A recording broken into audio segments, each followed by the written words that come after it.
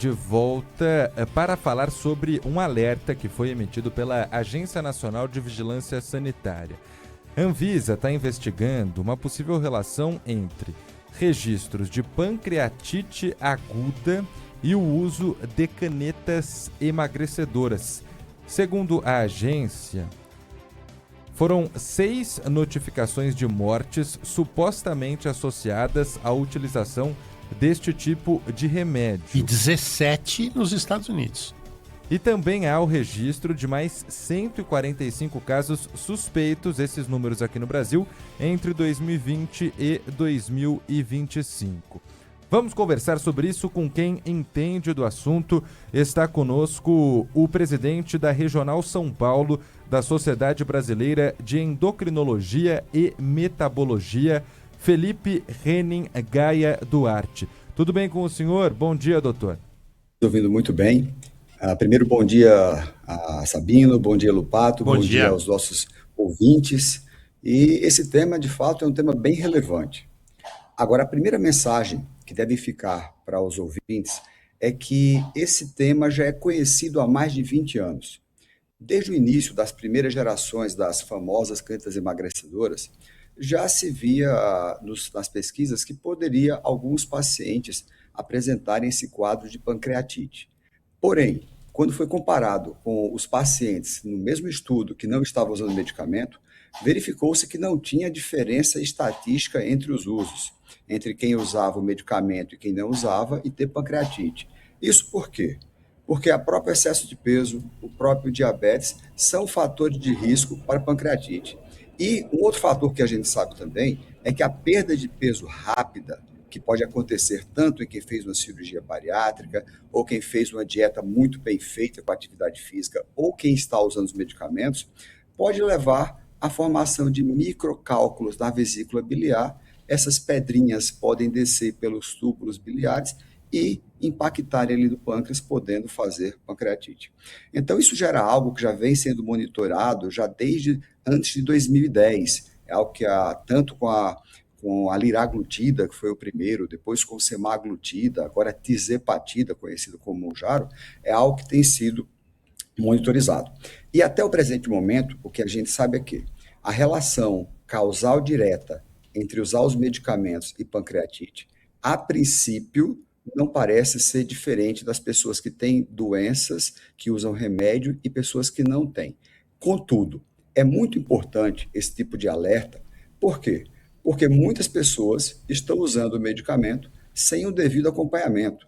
E não existe tratamento para nenhum tipo de situação no mundo sem um provável potencial efeito adverso, seja ele qual for.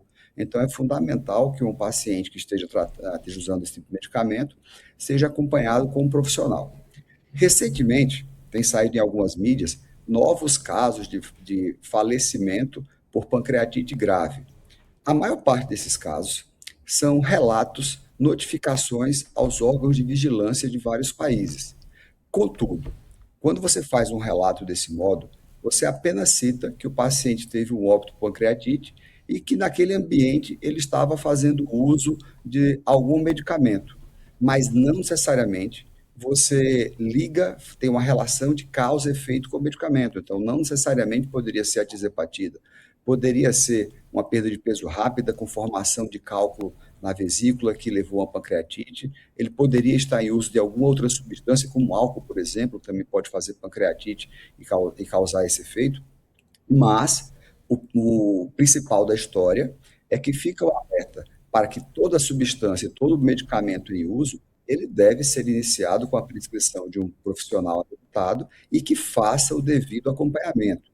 E, por outro lado, deve se tranquilizar aos usuários que estão usando, sob acompanhamento, que é um medicamento altamente seguro, um medicamento muito bem estudado, cujos benefícios para aquelas pessoas que têm demandas reais é altamente superável por qualquer efeito adverso que ela pode ter, desde que, mais uma vez, a pessoa esteja fazendo o acompanhamento com um profissional que está lhe dando atenção, está acompanhando de perto, sabe manusear os efeitos adversos, e aí a gente tem um ambiente de total segurança para o uso do medicamento.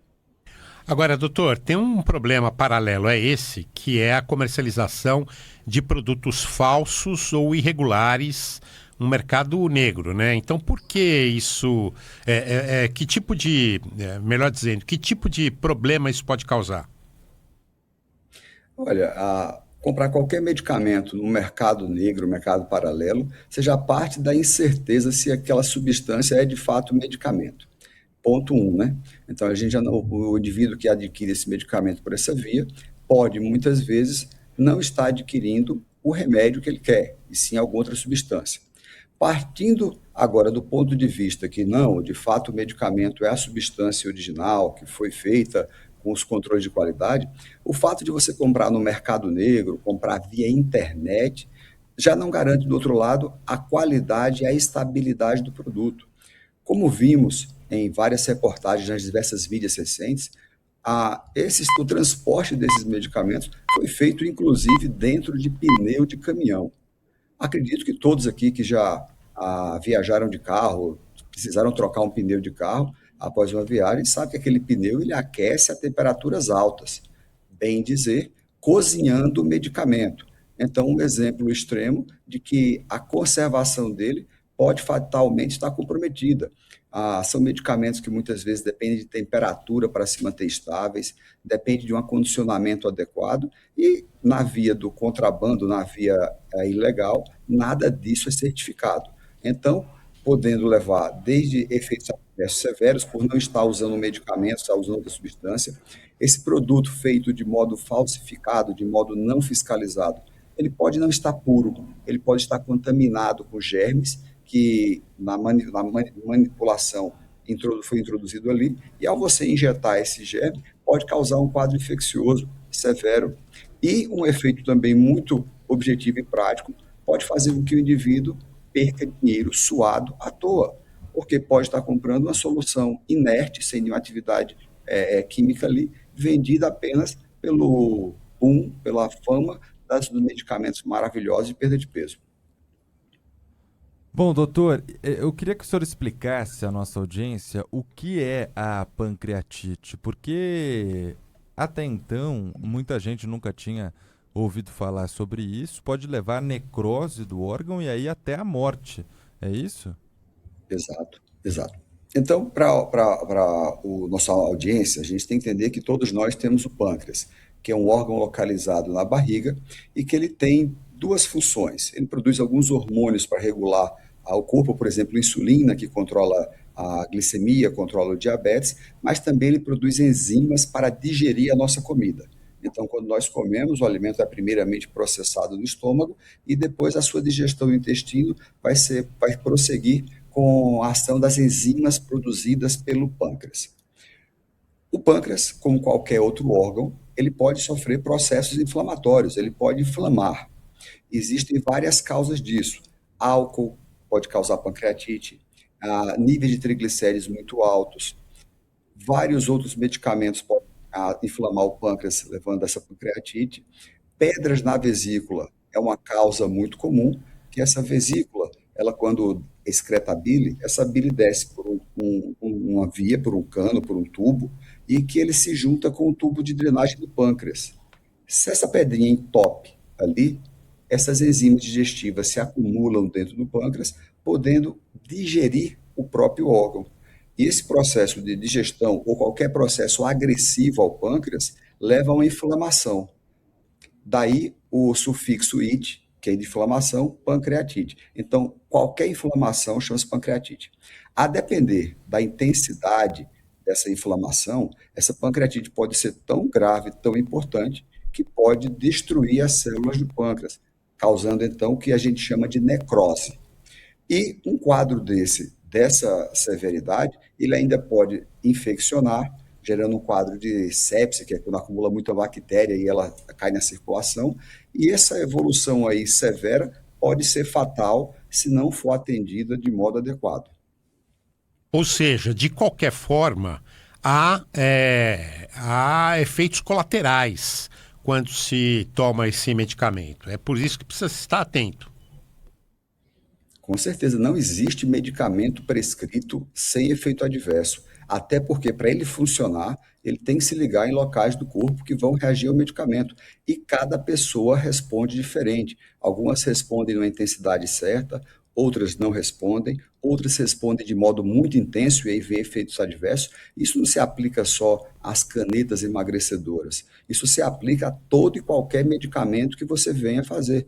Um exemplo clássico, a tal da aspirina, o AS, que a gente compra nas farmácias sem receita nenhuma, em quantidades altas, ele pode causar uma gastrite severa com hemorragia, que também pode levar até um falecimento. São casos extremos, não é para amedrontar o nosso ouvinte, mas só para exemplificar que toda substância, todo remédio é passível de efeito colateral e que na hora que você toma o remédio tem que ter um médico, tem que ter alguém habilitado para lhe acompanhar, para estar acessível, para se você tiver qualquer tipo de sintoma, alguma coisa fora do contexto, já entrar em contato e ajudar precocemente. Feito isso, a possibilidade de um caso dramático desse cai imensamente.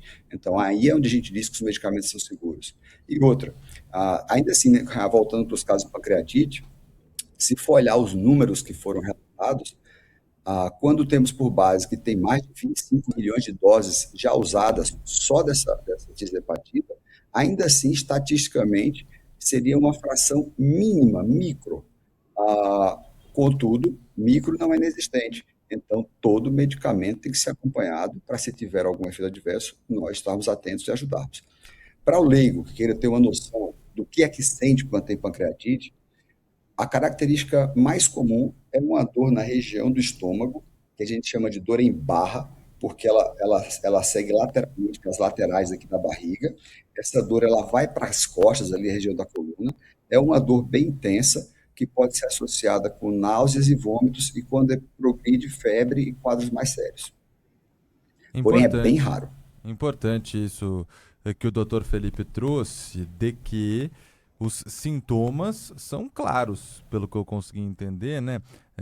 Não demoram a aparecer, e se você fizer o uso de caneta emagrecedora com acompanhamento médico, o seu médico vai estar de olho em só para possíveis efeitos colaterais. Só para você ter uma ideia, em algum momento eu fiquei entusiasmado com esse medicamento. Falei, vou tomar, perder um pouquinho de peso. Meu médico falou, não, negativo, você não pode. Tá vendo? Tem que se consultar com um médico antes de começar qualquer tipo de tratamento. Agora são 11h06, tradicionalmente é o nosso horário de falar de esporte aqui no Manhã Bandeirantes. Daqui a pouquinho falaremos, porque esse assunto é importante, e nós tivemos ontem, Dr. Felipe, a aprovação na Câmara dos Deputados de um pedido de urgência para a votação da quebra de patente do Mounjaro, que é um dos mais populares desses medicamentos usados, feitos para diabéticos e usados por pessoas que querem emagrecer. Se de fato aprovarem no Congresso a quebra de patente, quais são os cuidados que precisamos ter para evitar qualquer tipo de uso indiscriminado dos remédios, algo que hoje aparentemente já vem acontecendo, né? Pois é. Então, essa PL, que foi submetida ontem em caráter de urgência, ela tem dois pontos de vista a serem observados. O primeiro deles é o objeto dessa proposta. Você quebra uma patente para que indústrias nacionais possam fabricá-lo num preço bem mais acessível, porque é um remédio bem caro, e sendo um preço mais acessível, uma maior parcela da população que está precisando dessa classe excelente de remédios, que essa parcela possa ter acesso. Nessa primeiro olhar simples, parece maravilhoso e algo bom. Contudo, existem dois outros lados que têm que serem observados também.